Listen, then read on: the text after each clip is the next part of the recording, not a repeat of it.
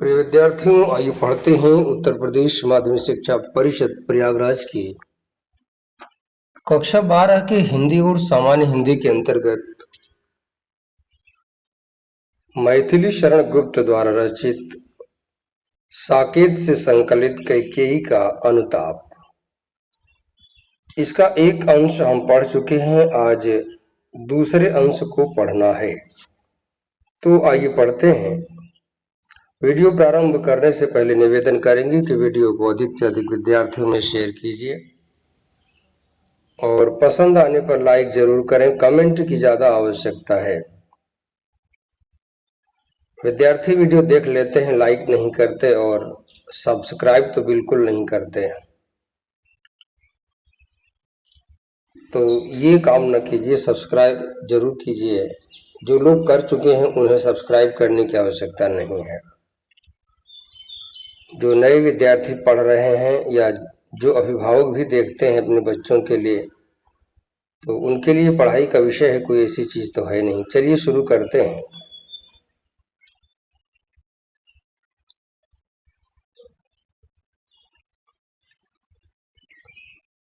आज यहां से शुरू करेंगे।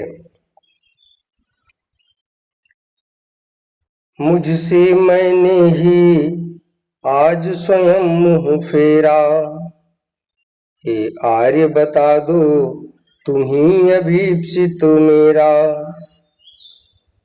प्रभु ने भाई को पकड़ हृदय पर खींचा, रुदन जल से सविनोद उन्हें फिर सींचा। उसके आशय की था मिलेगी किसको, जन कर जननी ही जान न पाई जिसको। यह सच है तो अब लौट चलो तुम घर को, चौंके सब सुनकर अटल कैकेयी स्वर को। सबने रानी की ओर अचानक देखा, सबने रानी की ओर अचानक देखा। बढ़िया। वैधव्य तुषारावृता यथा विधुलेखा, बैठी थी अचल तथापि असंख्य तरंगा। वह सिंही अब थी हा गोमुखी गंगा। हाँ जानकर भी मैंने न भरत को जाना, सब सुन ले तुमने स्वयं अभी यह माना। अब यहीं तक हम इसको देखते हैं और शब्दार्थ की बात कर लेते हैं। मुझसे देखिए, यहाँ पर जहां से हम शुरू किए हैं, भारत की मन के विचारों को व्यक्त किया गया है। यानी भारत कह रहे हैं मुझसे, अर्थात अपने आप से मैंने ही आज स्वयं मुंह घुमा लिया है, अर्थात मैं अपनी जिंदगी को बोझ समझ रहा हूं। हे आर्य, हे आदरणीय, तुम ही आप ही बता दो अभीप्सित इच्छित मेरा, मेरी क्या इच्छा हो सकती है। देखिए, पहले जो अपने से श्रेष्ठ होते थे, बड़े होते थे, उनको आर्य शब्द से संबोधित किया जाता था।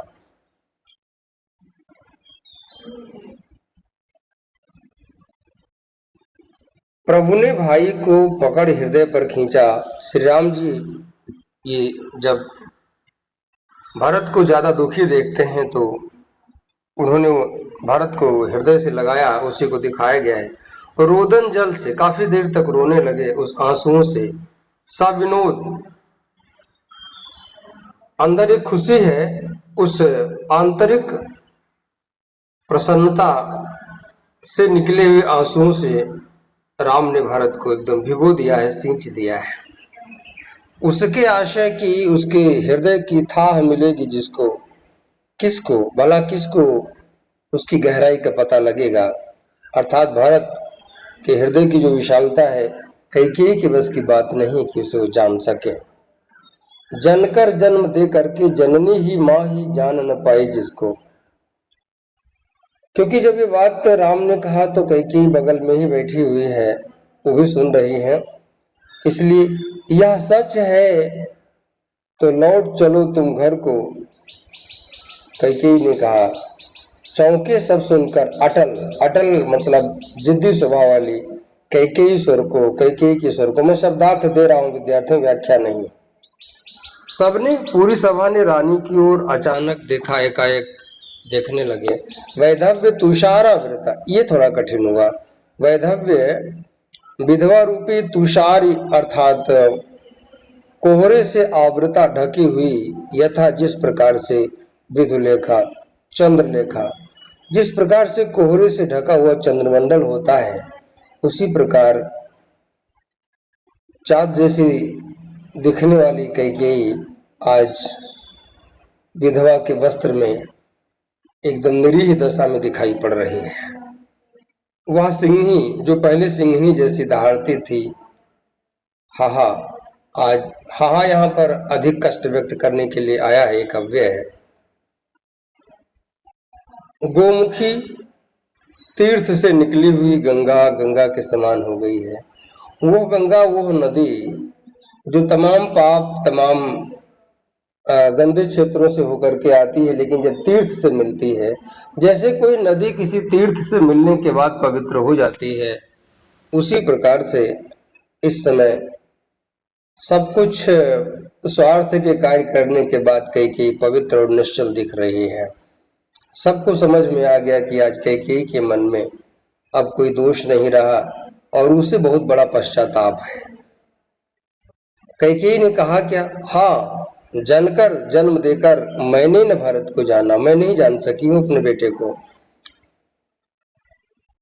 सब सुन लिया, सबके सामने इस बात को कहती हूँ, हे राम, तुम तो इस बात को मान नहीं चुके हो। यह सच है तो फिर लौट चलो घर भैया। कैकेयी का स्वर है, हे भैया, यदि बात सही है तो आप घर चले चलो। अपराधीन हूं, अपराध मैंने किया है, किंतु तात हे पुत्र, तुम्हारी मैया, तुम्हारी माँ। देखिए, माँ बाप कितनी भी गलती कर दें तो जैसे बेटे कई गलतियां करते हैं और माता पिता क्षमा करते हैं, ऐसे बेटों को भी चाहिए कि माँ बाप की किसी भी कारण से हुई गलतियों को भूल जाना चाहिए, या क्षमा करना शब्द उचित नहीं है। आगे बढ़िएगा। दुर्बलता का चिन्ह विशेष शपथ है। देखिए, इसको यहीं छोड़ देते हैं, ठीक, इतने की व्याख्या हम लेंगे।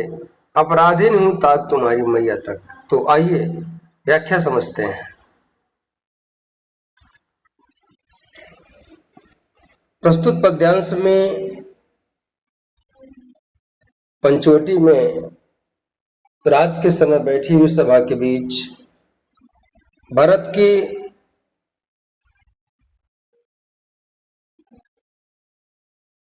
हृदय की, जो भरत के हृदय की पीड़ा है, वो पीड़ा मुखरित हुई है और बीच में कैकेयी और राम के विचारों का भी वर्णन किया गया है। आइए व्याख्या समझते हैं।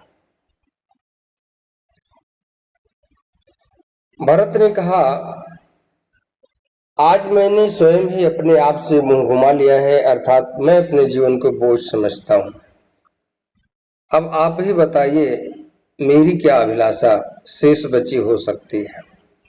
ये कह करके भरत के आंसू बरसने लगे। प्रभु ने, यानी बड़े भाई राम ने भरत को अपने हृदय की ओर खींच लिया और सीने से लगा लिया।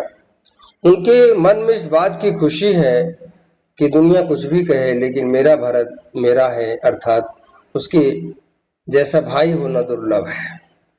इसलिए खुशी के आंसू उनके आंखों से बरसने लगे और उन आंसुओं से उन्होंने भरत को एकदम सींच सा दिया, अर्थात एकदम भिगो दिया। राम रोते हुए बोले, पगले, तेरा कोई दोष नहीं है। जिसको जन्म दे करके माँ ही नहीं समझ पाई, उसे ये अयोध्या वाले या साधारण बुद्धि वाले लोग कैसे समझ सकते हैं। तुम्हारे हृदय की गहराई को मैं जानता हूं। हमारे प्रति जो तुम्हारे हृदय में प्रेम है, जो अपनत्व है, उसे या तो तुम जानते हो या मैं जानता हूं। बाकी जब माँ ही नहीं जान सकी तो साधारण अयोध्यावासी कैसे जान सकते हैं। कैकेयी ने जब इस बात को सुना तो उसने कहा कि हे भाई, हे भैया, हे राम, यदि ये सच है तो तुमसे निवेदन है कि अयोध्या वापस लौट चलो। वहां जितने भी लोग थे चौंक गए और सब कैकेयी की ओर देखने लगे। ध्यान दीजिएगा, इधर धरती पर यानी इस पंचवटी की सभा में बैठे हुए जितने भी लोग हैं, अयोध्यावासी हैं, गुरुजी लोग हैं, मुनि इत्यादि हैं, और जो भी तमाम लोग आए हुए थे, वो लोग तो चौंक ही गए। स्वर्ग में जो देवता लोग टकटकी लगाए थे ना, वो भी चौंक गए। अरे बाप रे, कैकेयी ने क्या मांग लिया। अगर कहीं राम भावना में आगे चले गए तो क्या होगा, क्योंकि राम आए हुए हैं किसी उद्देश्य से। अगर वास्तव में देखा जाए तो कैकेयी ने राम के कर्तव्यों को एक नई धार दी है। अर्थात राम को मर्यादा पुरुषोत्तम अगर किसी ने बनाया है तो कैकेयी ने बनाया है, भले ही उसने बड़ा कलंक ले लिया हो। ध्यान दीजिएगा, मैं जो भी कह रहा हूँ थोड़ी गंभीर बातें हैं। सभी लोग कैकेयी की ओर देखने लगे। विधवा वेश में, अर्थात विधवा के श्वेत वस्त्रों में लिपटी हुई कैकेयी आज उसी प्रकार से दिखाई पड़ रही थी जैसे कोहरे से ढका हुआ चांद दिखाई पड़ता है।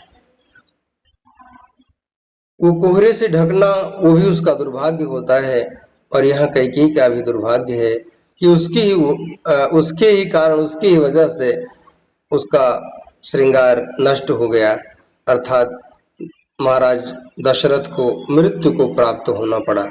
आगे बढ़ते हैं। फिर भी वो बैठी हुई थी, उसके मन में अनेक बातें आ रही थीं। कैकेयी बैठी हुई थी, उसके मन में अनेक प्रकार की बातें आती हैं, जैसे किसी नदी में अनेक लहरें अंदर चल रही हो लेकिन वो कुछ बोल ना, कुछ बाहर से दिखाई न पड़ रहा हो। उसी प्रकार से कैकेयी के मन में भी अनेक भावनाएं आती हैं।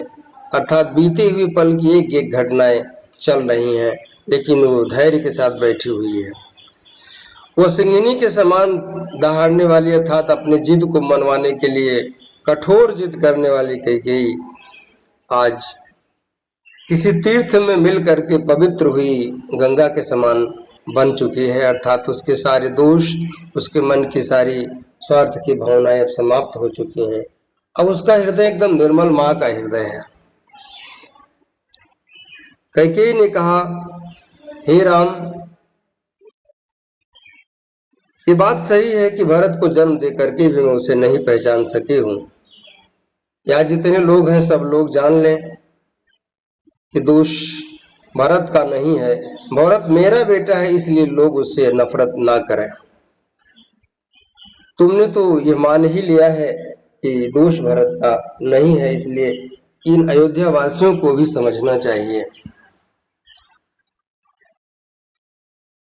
अगर ये सारी बातें सही हैं, तुम भरत को निर्दोष समझते हो, तो हे भैया वापस अयोध्या लौट चलो। मुझसे अपराध हुआ है, फिर भी मैं तुम्हारी माँ हूँ, और माता पिता से भी कभी भूल हो जाती है, तो आप जैसे पुत्र उस भूल को भुला दें तो ही अच्छा है। तो विद्यार्थियों, आज यहीं तक, और अब इसका काव्य सौंदर्य समझते हैं।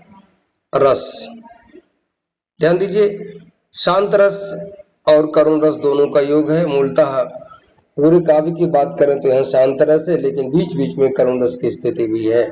तो पंक्तियों के आधार पर हम तय कर सकेंगे। वास्तव में अगर एक रस की बात करें तो शांत रस है, छंद की बात करें तो सवैया है, अलंकार की बात करते हैं अनुप्रास, स्वभावोक्ति, दृष्टांत, उपमा,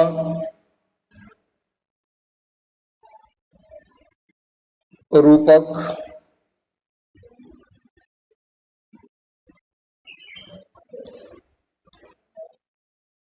और मैं खोज रहा था कि क्या कहीं पुनरुक्त प्रकाश है, तो मुझे मिल नहीं रहा है। फिर भी यदि एक ही शब्द दो बार लगातार मिलेंगे तो पुनरुक्ति प्रकाश होगा। यहाँ नहीं दिखा हमको, क्योंकि यहाँ से हमने व्याख्या शुरू की थी।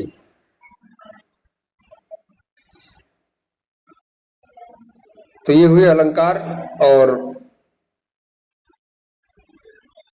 भाषा शुद्ध परिमार्जित खड़ी बोली, शैली प्रबंधात्मक, गुण माधुर्य और शब्द शक्ति लक्षण। आज यहीं तक विद्यार्थियों।